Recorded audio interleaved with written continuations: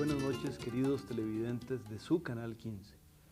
En esta ocasión tengo el enorme placer de que nos acompañe Doris Osterloff,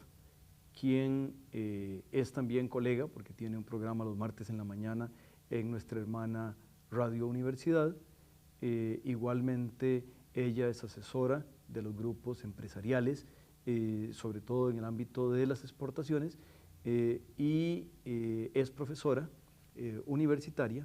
en su ámbito profesional, que es la política. Buenas noches y bienvenida. Muchas gracias. Buenas noches. Queremos hablar un poco, Doris, de el tema de los tratados de libre comercio. Tú has estado recientemente en Europa y específicamente en Ginebra, donde ¿por qué para el tema de del comercio internacional Ginebra es un lugar importante? Empecemos por ahí tal vez. Bueno, ahí yo creo que hay que aclarar que desde el punto de vista de lo que son las reglas de comercio internacional, existen en este momento tres dimensiones. La primera dimensión son las reglas que se manejan a nivel mundial, que se manejan a través de la Organización Mundial de Comercio, cuya sede física está en Ginebra, Suiza, que es básicamente las reglas que se aplican a todos aquellos países que sean miembros de la organización, que en este momento ya va casi por los 140 miembros. Y hay un miembro muy importante que está por ser. Exactamente, que es China, que de ingresar China y Rusia prácticamente ya sería una organización planetaria. Todas las reglas que ahí se definen en los acuerdos que están al calor de la Organización Mundial de Comercio, el Acuerdo General sobre Aranceles, el Acuerdo sobre Servicios, el Acuerdo sobre Agricultura, el Acuerdo sobre Textiles y Confección y los demás acuerdos, son las reglas que se manejan en la dimensión de carácter mundial. O sea, son las reglas que se aplican a nivel general, a nivel mundial. Hay una segunda dimensión que es la combinación que hoy día se está dando entre estas reglas mundiales y las grupos regionales, en donde grupos de países específicos han ido acordando hacer zonas específicas de integración. Unos a través de tratados de libre comercio, creando zonas de libre comercio, como es el caso de Estados Unidos, México y Canadá, en donde ellos a través del Tratado de Libre Comercio de América del Norte tienen una zona de libre comercio, que lo que quiere decir básicamente es que entre ellos desmantelaron sus barreras arancelarias y no arancelarias, pero ante terceros países cada uno de los tres mantiene su propio régimen. Tal vez a nivel de la metáfora, un poquito podríamos decir, queridos televidentes, que es como que la frontera la borraron, pasaron con un borrador y borraron la frontera. Todos los camiones pueden pasar, pero tienen que pasar vacíos. Exactamente. En este caso, ese es uno de los mecanismos de integración regional, que es la segunda dimensión, que es el caso exactamente de Estados Unidos, Canadá y México, o por ejemplo el caso Costa Rica-México, en donde nosotros ya suscribimos un tratado de libre comercio con ese país y que entró en vigencia el 1 de enero del 95. O el otro tipo de integración, que es el de las uniones aduaneras o mercados comunes o uniones económicas que van avanzando según las etapas, como el caso de la Unión Europea, que son 15 países europeos que son miembros de esta integración, en donde igual desmantelan las barreras arancelarias y no arancelarias entre ellos, tanto para bienes y servicios, pero a la vez establecen un régimen de comercio ante terceros. O sea que en este caso, por ejemplo, quien quiera vender un producto costarricense en cualquiera de los miembros de los 15 países de la Unión Europea, paga el mismo arancel por entrar a Italia, por entrar a España o por entrar al Reino Unido, cosa que en el caso, por ejemplo, Costa Rica, con lo que son los países del NAFTA, Estados Unidos, México y Canadá, tenemos que guiarnos por la parte específica que cada uno de ellos tiene. Esta es la segunda dimensión que hoy está en convivencia constante con las reglas de carácter mundial, que son las de la OMC. Y la tercera dimensión es la de los estados-nación, o sea, lo que cada uno en particular define como debe ser su régimen de comercio, que ha ido perdiendo cada día un espacio mucho menor, y prácticamente hoy día los países como Costa Rica, a través de los tratados de libre comercio o a través de la integración centroamericana, o sea, la participación en un mercado común, como es el caso de Costa Rica desde el 61 con Centroamérica, o la participación de Costa Rica en la Organización Mundial de Comercio, significa que las reglas de comercio, tanto para exportar como para importar, están regidas por estas dos dimensiones primeras que mencioné, y no tanto ya por la tercera Estado-Nación, o sea que el país ha ido perdiendo soberanía y lo ha ido cediendo a este tipo de mecanismos que existen a nivel mundial, en donde para resolver una disputa, por ejemplo, en este momento entre Costa Rica y Estados Unidos, hay que ir a la Organización Mundial de Comercio, o para resolver una disputa entre Costa Rica y México, hay que acudir al mecanismo que está en el Tratado de Libre Comercio entre Costa Rica y México, lo cual quiere decir además que, por ejemplo, en casos como el del Tratado Costa Rica-México, Costa Rica ya no puede por sí solo cambiar la regla del juego, o sea, no puede tomar la decisión, por ejemplo, de subir un arancel o de establecer algún tipo de licencia, porque ya tiene que hacerlo en conjunto con México, o sea, quiere decir que ya se dio soberanía. Desde el punto de vista de ese proceso, esto me imagino que uno de los temas es que complica la operación. Doña Anabel Ulate, que es una ilustre colega, estaba hablando de que de alguna manera las etapas intermedias lo que hacían era un poco embarrelar la cancha, para usar un término. Desde la óptica suya, ¿le parece que porque hay dos lecturas, una es, son escalas, son gradas y se va caminando en eso, y la otra es, pero un poco la posición de Anabel es, o estamos en un extremo o estamos en el otro? ¿Cuál sería su reacción, Doris? Básicamente hoy lo que podemos decir es que en materia de comercio exterior nosotros tenemos la tesis de que debemos marchar hacia el libre comercio, o sea, ese es el supuesto principal de todo este manejo de reglas tanto multilaterales que se manejan a través de la Organización Mundial de Comercio, OMC, o de las reglas bilaterales o de integración específica como las que expliqué anteriormente. Y básicamente lo que se pretende es buscar el libre comercio. En términos reales el libre comercio no existe, o sea, las mismas reglas del juego lo que pretenden es supuestamente buscar esa libertad de comercio, pero en el fondo detrás de lo que andan buscando los países es una especie de equilibrio y de justicia dentro de esto. Entonces, yo creo que definitivamente sí sería mucho más fácil trabajar a nivel de comercio internacional, de exportaciones de Costa Rica a otras partes o de importaciones acá, con un libre comercio, pero en realidad el libre comercio no existe. O sea, Costa Rica sabe perfectamente que no puede entrar en libertad absoluta a los Estados Unidos en ciertos productos. O sea, Estados Unidos tiene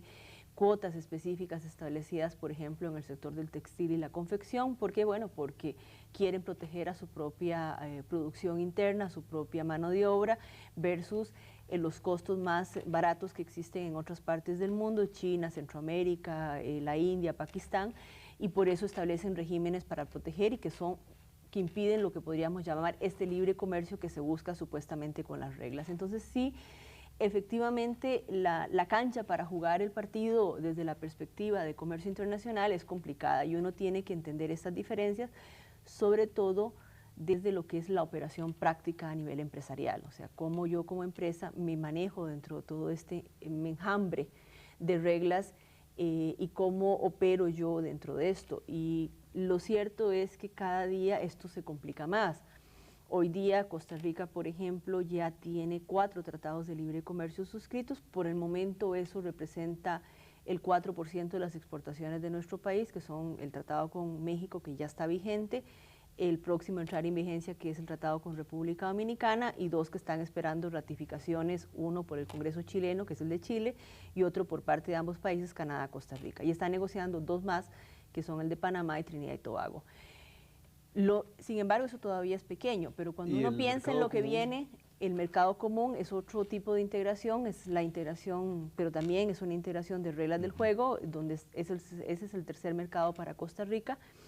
pero los 2 principales mercados son Estados Unidos y la Unión Europea. Y si uno lo analiza, esto todavía se va a complicar más cuando dentro de 4 años efectivamente sí se da todo el proceso como debe ser, se llegue a la integración continental. Y entonces vamos a tener una gran integración continental en el continente americano, 34 países que van desde Estados Unidos, Nicaragua y Haití, a Costa Rica, Argentina, Brasil, México y todos los demás miembros, a una combinación de convivencias con las reglas de comercio mundial, en donde ya supuestamente China y Rusia estarán, pero a la vez en donde habrá un gran mercado común a nivel mundial, como es el de la Unión Europea, que está en este momento en proceso de ampliación y donde se espera para el año 2005 o 2006 ya ir llegando casi a 26 países que integren ese mercado. Entonces, yo creo que lo que estamos siguiendo es hacia un comercio mundial de grandes bloques para tal vez dentro de unos 20, 30, 40 años llegar a ese libre comercio al que aspiramos, pero habrá que ver dentro de todo eso cómo queda la balanza de equilibrios en materia de desarrollo a nivel de cada uno de los países, quiénes van a ser los ganadores y los perdedores, que es tal vez lo que es importante de todo este juego en materia de comercio internacional, o sea, cómo cada país puede sacarle provecho a todo este intercambio comercial, manejándose dentro de todo este juego de reglas que existen hoy día en las tres dimensiones, sobre todo en la primera con las reglas multilaterales o en la segunda con las reglas bilaterales y la formación de estos grandes bloques de comercio, como podría ser el área de libre comercio de las Américas versus la Unión Europea, un área de libre comercio con 34 países, una Unión Europea con 26 países.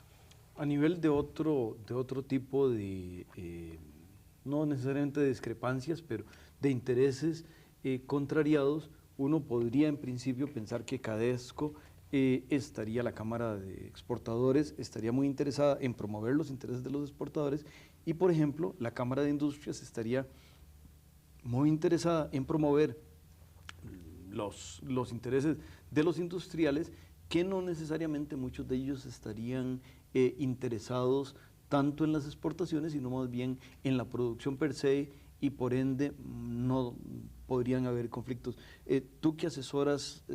grupos empresariales, ¿encontrarías que ese conflicto en general los empresarios lo atienden como un conflicto importante, o más bien es una percepción que la prensa nos transmite y que no es correcta? Bueno, en realidad lo que sucede es que lo que tenemos es una percepción producto de una situación específica. O sea, Costa Rica en los últimos 17, 18 años apostó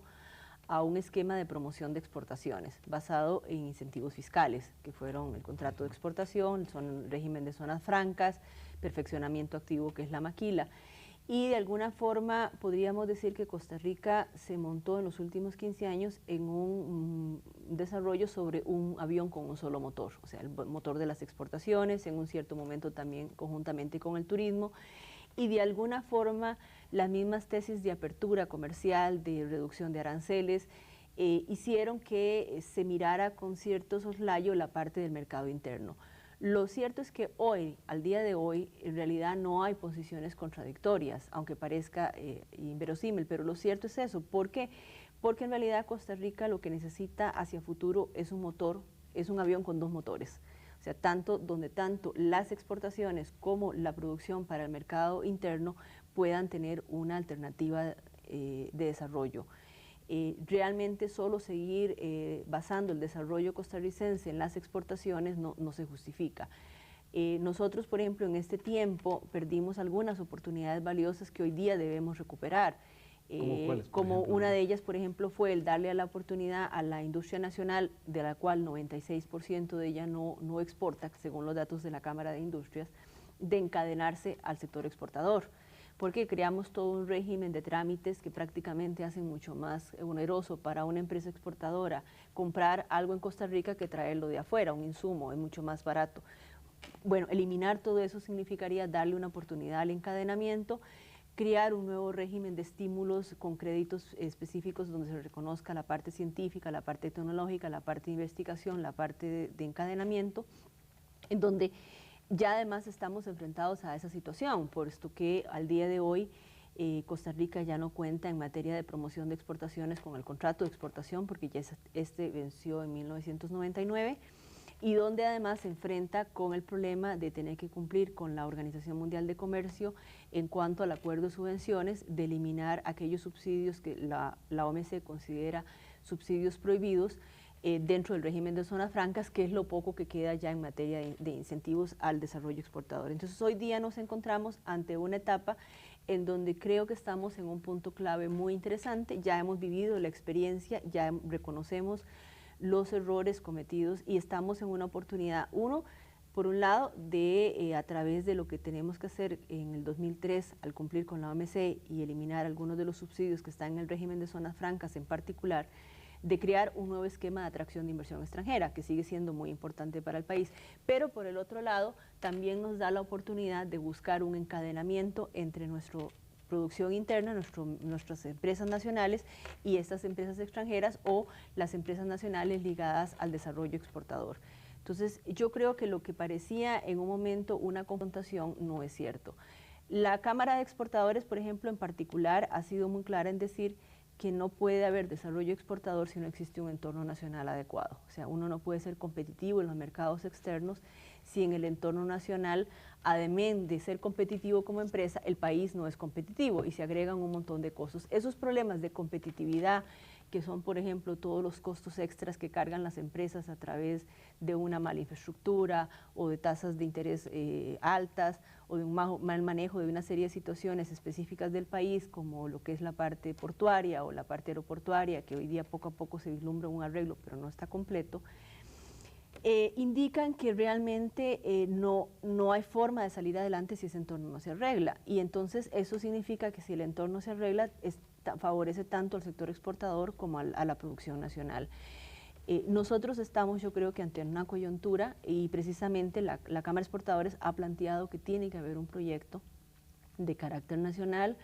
un proyecto donde se establezca un sistema nacional de desarrollo para Costa Rica, donde las políticas estén claramente engarzadas y en donde todo este manejo de política comercial, con tratados de libre comercio, zonas de libre comercio, el manejo de toda la temática OMC, la relación con Estados Unidos, la relación con Europa, esté claramente ligada a las políticas de desarrollo industrial, de desarrollo agrícola, y donde todo sea un conjunto, en lugar de ser hoy día islas que operan por separado, y donde, por ejemplo, los temas de reconversión productiva no se terminan de vislumbrar claramente ni de engarzar.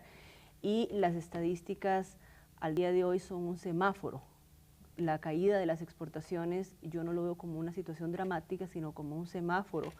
en donde se está prendiendo la luz roja para decirnos que tenemos que revisar toda la situación. Tenemos problemas con el café, problemas con el banano, problemas con la parte de microcomponentes, problemas con textil y confección, bueno, y además nos falta el encadenamiento interno. Es un buen momento, yo diría, para revisar las políticas, a pesar de que mucha gente pueda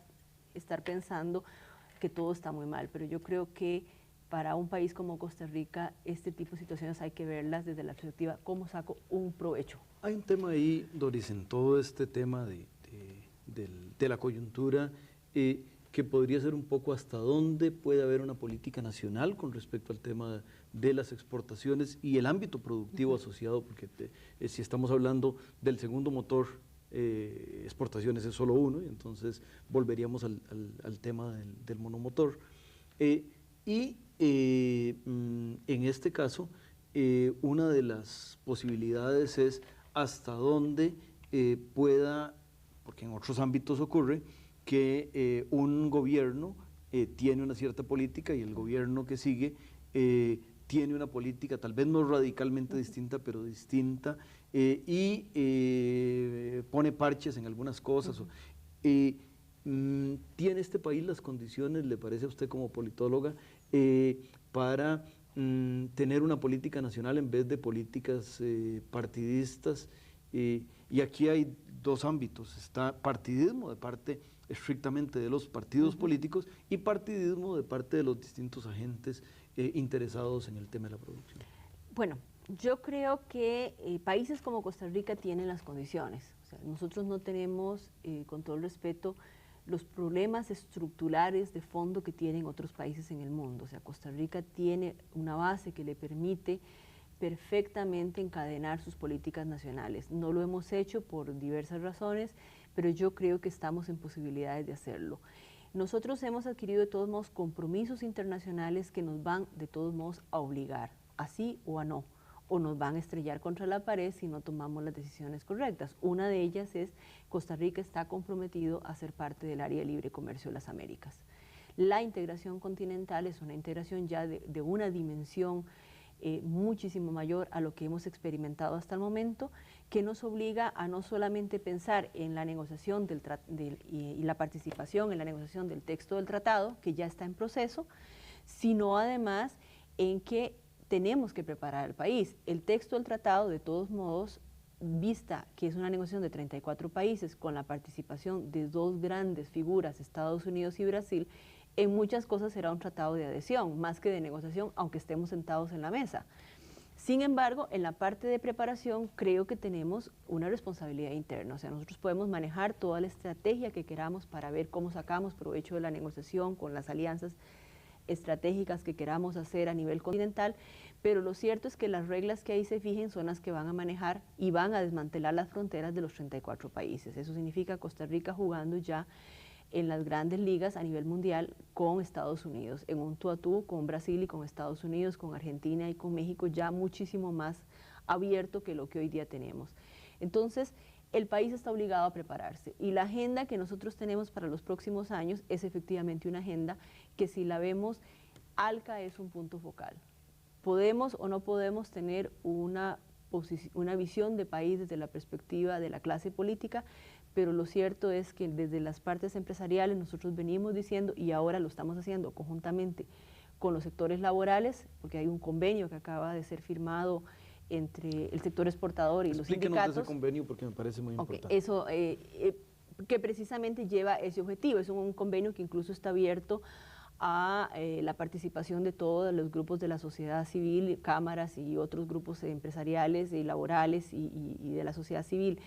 Y precisamente el objetivo es decir, bueno, tenemos que tener una visión de país, o sea, nosotros tenemos que tener una visión de país, rescatar un concepto de desarrollo de Costa Rica,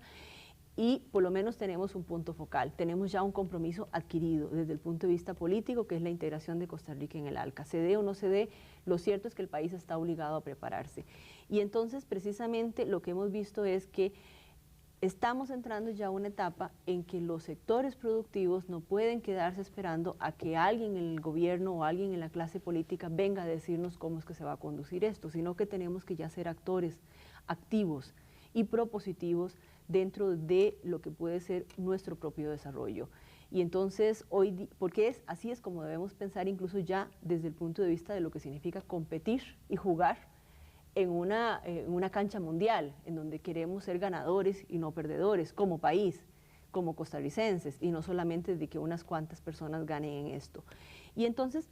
precisamente esta visión fue la que llevó a que la Cámara de Exportadores de Costa Rica, la ANEP y la Rerum Novarum nos sentáramos a conversar. La ANEP, la Asociación Nacional de Empleados Públicos, y la Confederación Rerum Novarum, nos sentáramos a conversar sobre cómo podíamos plantear un proyecto de país adherible y discutible con todo el mundo. Y bueno,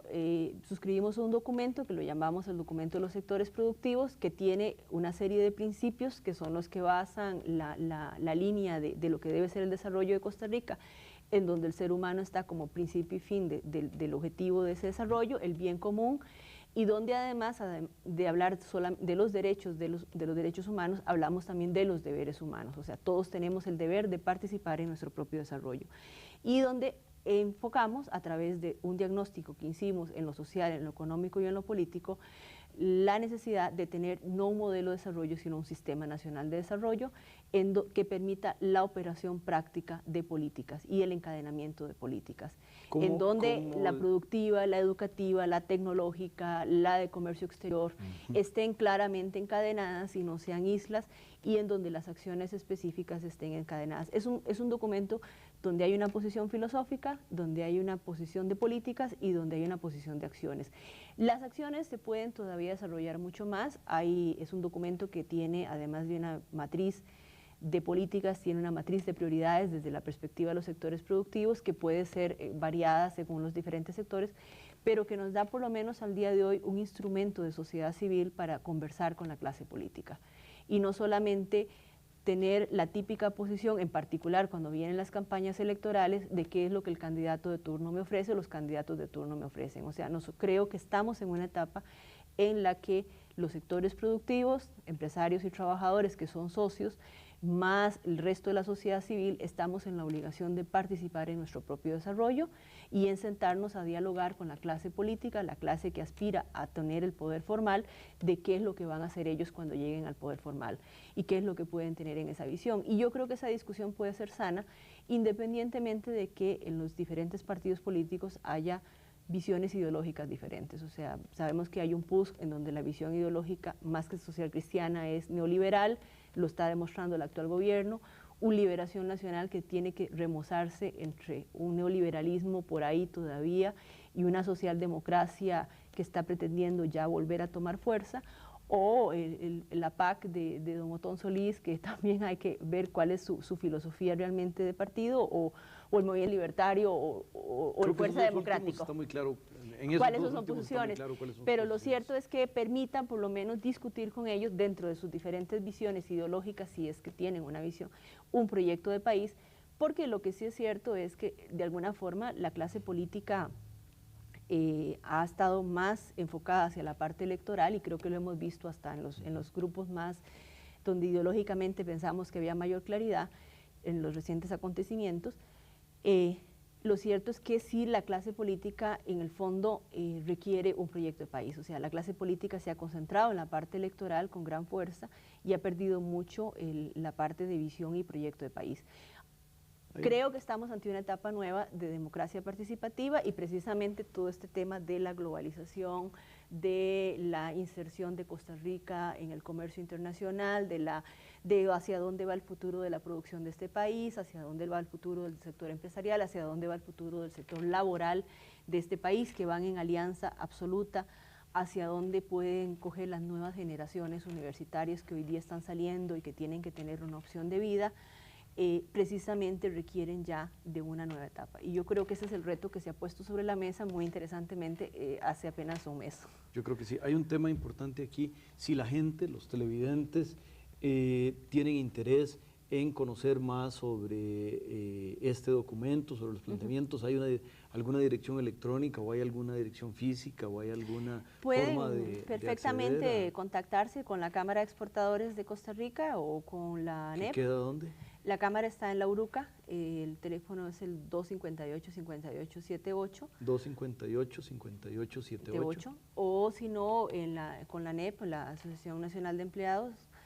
Públicos y Privados, o la Confederación Renovaron. De todos modos, es un documento que ha sido ya hecho público. Nosotros se presentó a la prensa hace más o menos un mes.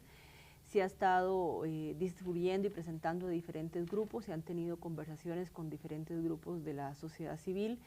e incluso ya empiezan a tenerse las conversaciones con los grupos políticos. Entonces es un documento que todo el mundo puede conocer, se le dio a la prensa para que lo conociera todo el mundo, o sea que quien tenga interés en conocer esto, discutirlo, conversarlo, emitir criterio, se está abierto. Lo que yo creo que se hizo al poner a dos extremos de la sociedad, si lo vemos al sector exportador, el motor del desarrollo, único funcionando por el momento y ya un poquito no tan bien, y a los sectores sindicales que representan a la fuerza laboral del sector público a negociar, son los dos extremos que podríamos decir. Creo que hay cabida en el medio para que todo el resto de la sociedad civil pueda ir viendo cómo está su agenda y cómo podemos tener entre todos por lo menos una agenda nacional. O sea, cada grupo en particular tendrá puntos específicos que querrán sacar, pero lo cierto es que estamos obligados como país a tener una agenda nacional. Una agenda en donde tengamos cabida a todos, en donde haya políticas de carácter nacional que nos permitan a todos salir adelante. Yo creo que en esto aquí no estamos buscando decir que es el privilegio de los exportadores o las reivindicaciones específicas del sindicalismo, sino más bien de darnos una oportunidad a todos. Pues en este tema de la oportunidad tenemos que invitar a los televidentes a que tengan la oportunidad y decirle a Doris muchísimas gracias y buenas noches.